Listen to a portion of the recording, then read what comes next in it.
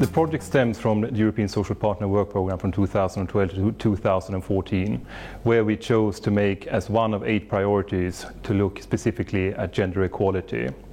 And there is a clear link to a previous framework of actions from 2005 from the European Social Partners, meaning that the aim is to take stock of many of the best practices examples that were provided in the final evaluation report linked to the framework of actions, to see what has happened since 2009, receive an update from members about what has happened, and build upon new practices and examples that members, social partners, but also enterprises at workplace levels, what concretely they are doing when it comes to the 4 priorities linked to the framework of actions on gender equality.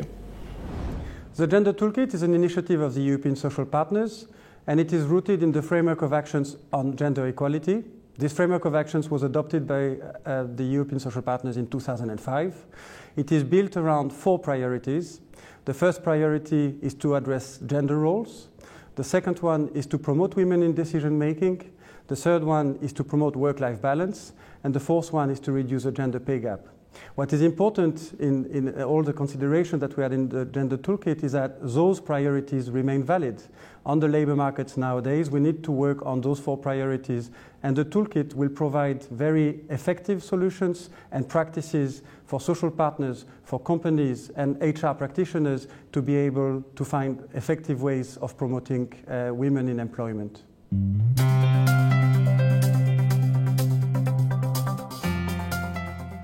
It's very simple. It's a web-based tool, so you will be able to go on a website which will be dedicated to this Gender Toolkit, and you will be then acceding on that website in a user-friendly way to the 100 of practices which have been collected.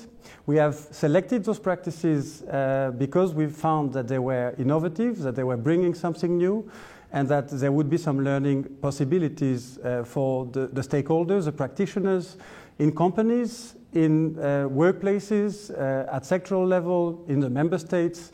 So there is really a variety of approaches. And with this, as employers, I think it's very important for us because we want to highlight that there are a lot of very good voluntary initiatives on the ground which have an effect on gender equality, and it's very important that European policymakers are aware of those. Alors, le toolkit, la boîte à outils, si vous voulez, est très riche parce qu'elle réunit une centaine de bonnes pratiques émanant de 25 pays européens. Très diverses parce qu'on a en même temps des initiatives de partenaires sociaux, des initiatives sectorielles, et en même temps des initiatives d'entreprises, de grandes entreprises, petites, moyennes, jusqu'à des micro-entreprises. Et j'insiste là-dessus, c'est vraiment, et c'est ça la spécificité, le but de cette boîte à outils, c'est de répondre au fond aux besoins en entreprise. Parce que c'est là qu'in fine, les choses se jouent. Au fond, aller jusque dans l'entreprise, là où les choses se font, là où elles se négocient, parce qu'on se rend compte qu'aujourd'hui, même si des législations existent, il demeure encore des problèmes de mise en œuvre au niveau de ces entreprises.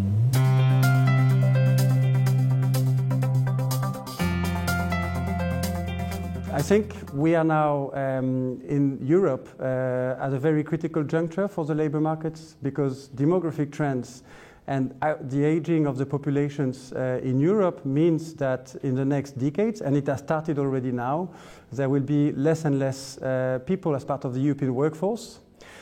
So we need to build on the diversity of our labor markets, on the different groups in society in order to have a sufficient workforce to have growth.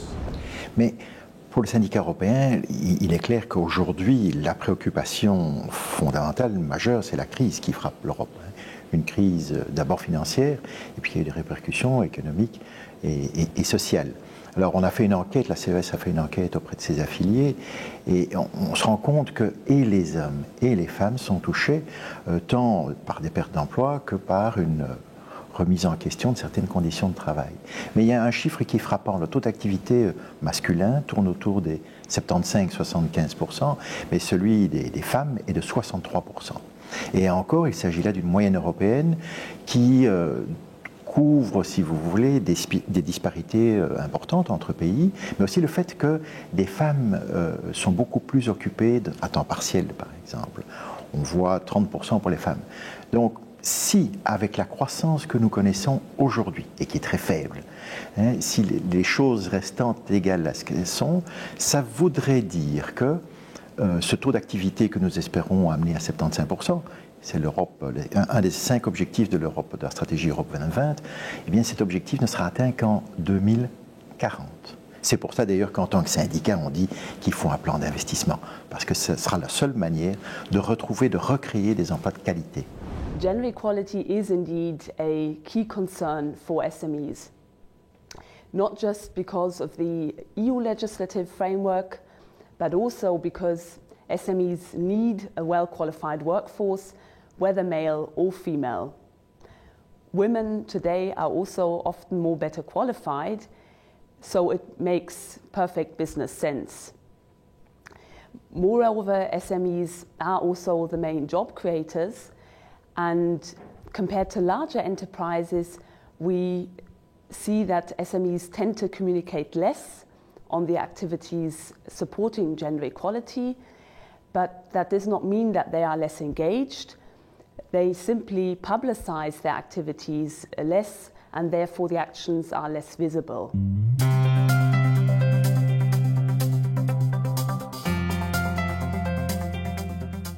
One of the priorities is to address gender roles. And there is a key issue in that respect. This is to promote more women to participate in universities and in learning opportunities in the areas of scientific, technological, engineering and mathematics skills. We call them STEM skills. Moreover, for UAPME, boosting female entrepreneurship is a way of contributing to tackling all 4 interlinked priorities.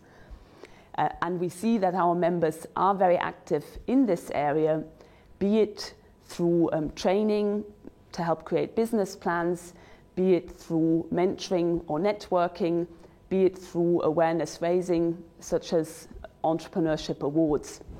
Donc la boîte à outils couvre 4 priorités, mais j'en prendrai 2.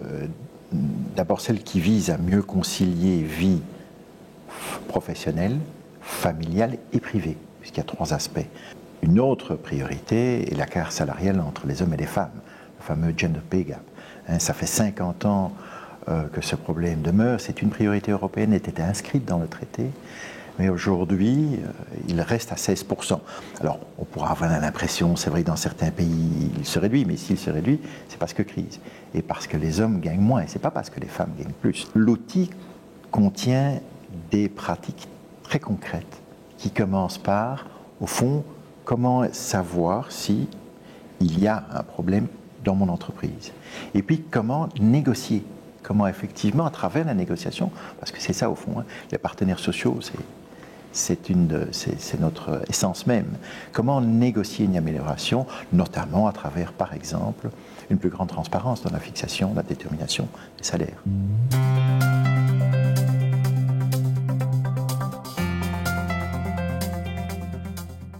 If you are in a company and you are contemplating what actions to take in order to promote gender equality, in order to have more women coming in employment, to attract women, to make sure that you will have the right skills in your company in order to deliver good products and services, you will have a number of approaches that you would be using as a basis with this toolkit.